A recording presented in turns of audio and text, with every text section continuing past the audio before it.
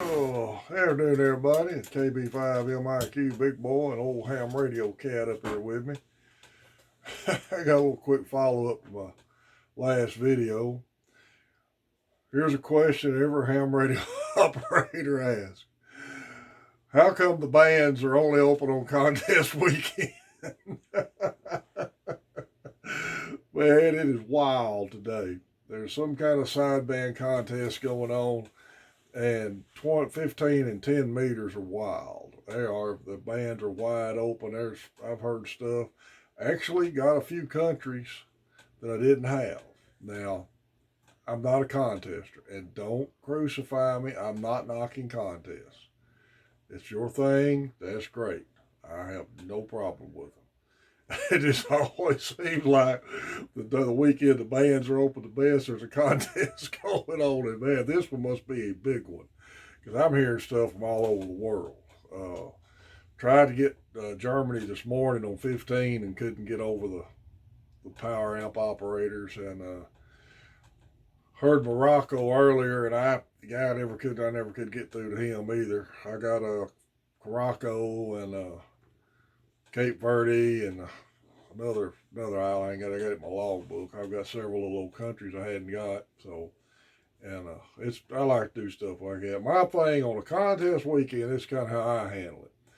Except for 10-10 contest, I don't have a 10-10 number, so I just usually don't stay off the air while them are going on, or get on 17 meters where I don't think there's contest, and kind of a rule that they don't do contests on 17. I hadn't been on there today because I've been having fun with the other bands. But if it's just a normal contest like today, I tune through and listen. And if it's a country or a state or an island or something I don't have, I'll try to make the contact with them. But if it's a country I've got and there's already a pileup going on, I don't add to the noise level. I just ease on. That's just how I operate on contest weekends. Again, I'm not knocking contests, but DLX and HKV and myself kind of got a running joke that the bands are always open on contest weekend.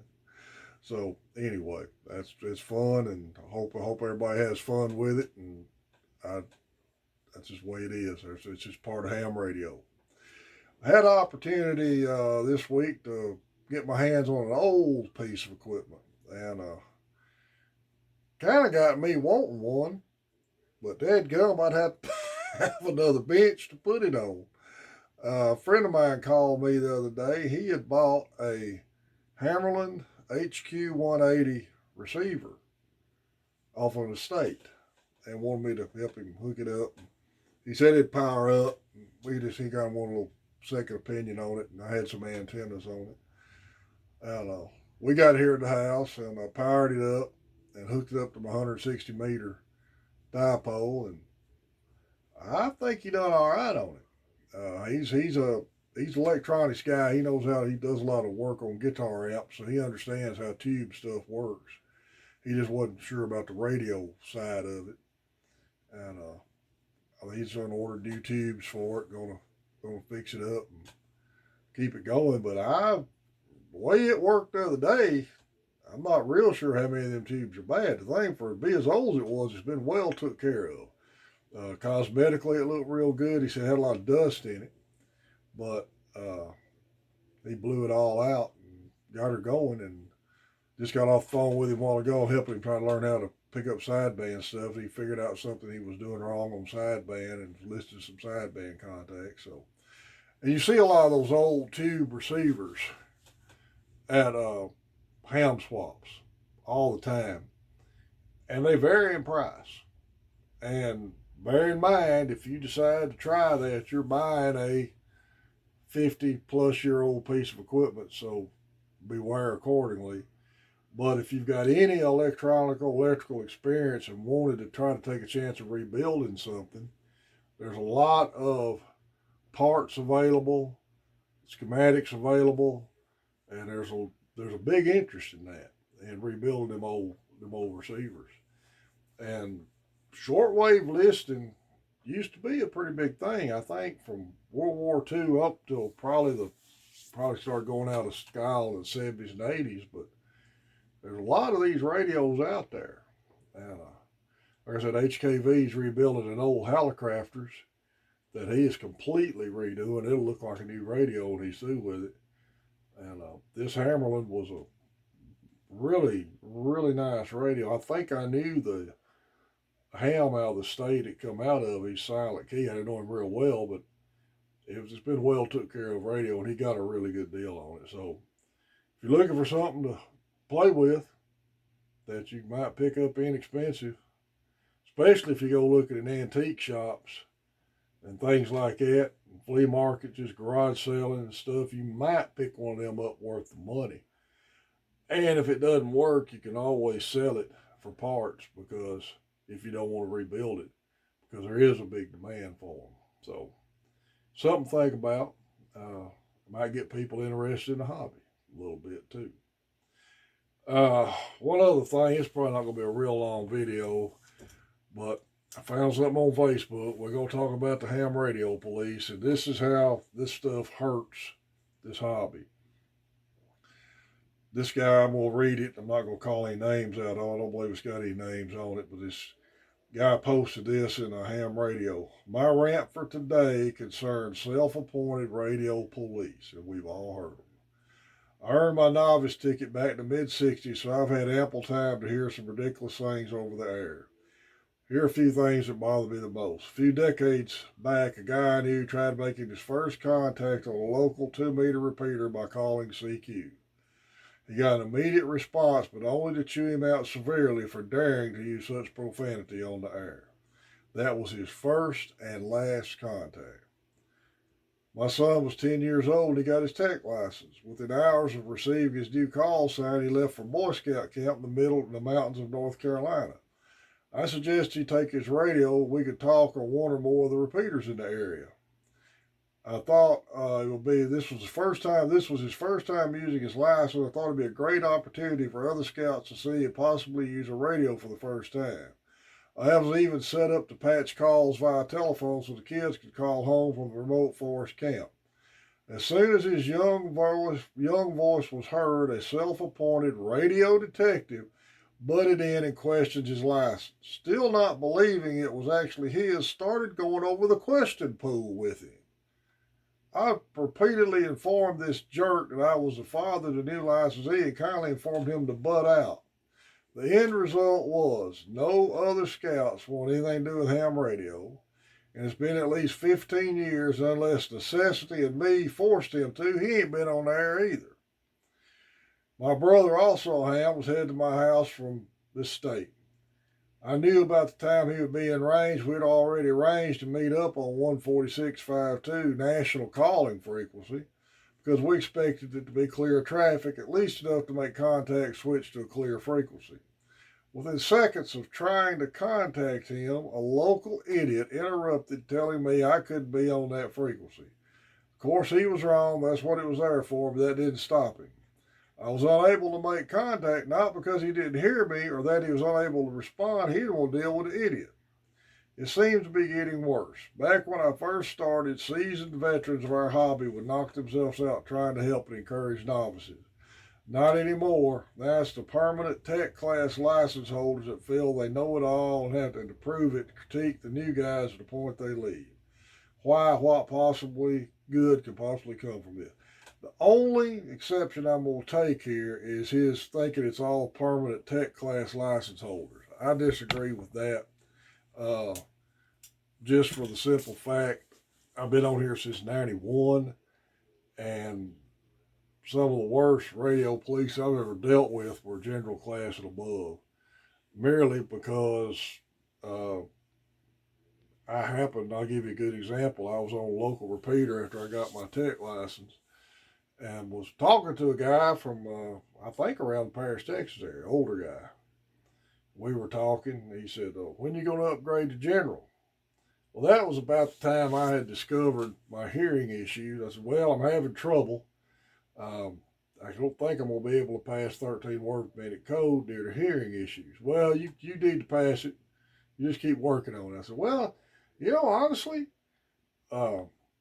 this is just my opinion. I really wish they would do away with the code and make the questions harder so you would learn more of electronic and operating theory. I was just chit chatting with the dude.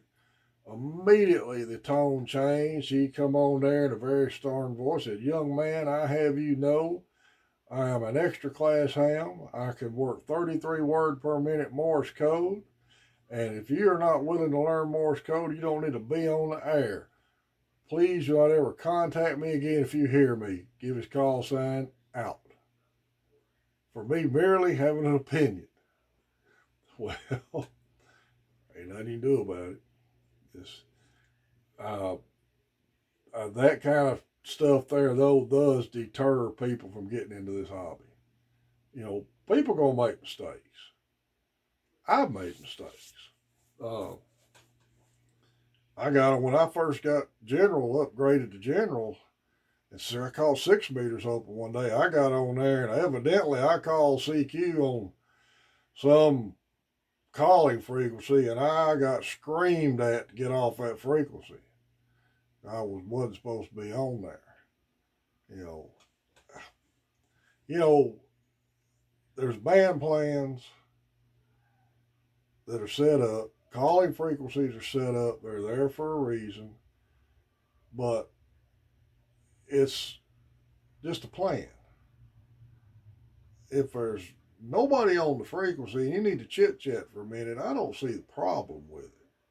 Now, if the bands are open good, uh, I'll listen on the calling frequencies, and if I want to make a CQ call, I very rarely ever CQ on the calling frequency. I'll go up a little bit or down a little bit if I hear anything, but there's no reason to go berserk on somebody for making a mistake. That first guy who called CQ on a repeater, all that guy had to say, "Hey man, you really don't have to do that on 2 meter repeaters. Just use your call sign and use normal English. That's not used."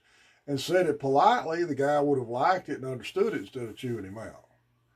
Uh, you know, I had another instance where a ham was uh, on a repeater and he made a mistake. He missed somebody's directing him how to go somewhere, and he said, "Oh, shit," and I missed it. And he didn't mean to, but he said it on the repeater. One of the local repeater gurus, "All right, you're off." He just reached over and hit whatever, punched in the code, and turned the repeater off on the guy. He was lost trying to find directions because he made one slip up with a cuss word. He shut the repeater down for everybody. You know, FCC may be the band police. We need to be custodians of these bands. We need to be helpful, and we need to give people directions, but give it in a manner where it's not condescending, ordering, or just being downright being a jerk. Because nobody likes that. This, and I'll be the first to admit, I had a pirate get under my skin. And Cody texted me telling me, "Let's move." Because I had a pirate get under my skin a while back, and I shouldn't have let that happen. I should have just texted him, we moved, and got away from the dude. But that's a pirate. He ain't supposed to be in the ham bands. Ham radio operator, I don't think I've ever been really rude to a ham radio operator. Uh, One guy's on 425 from Foreland. He's kind of different. But I don't hear him that often. Y'all probably know who I'm talking about.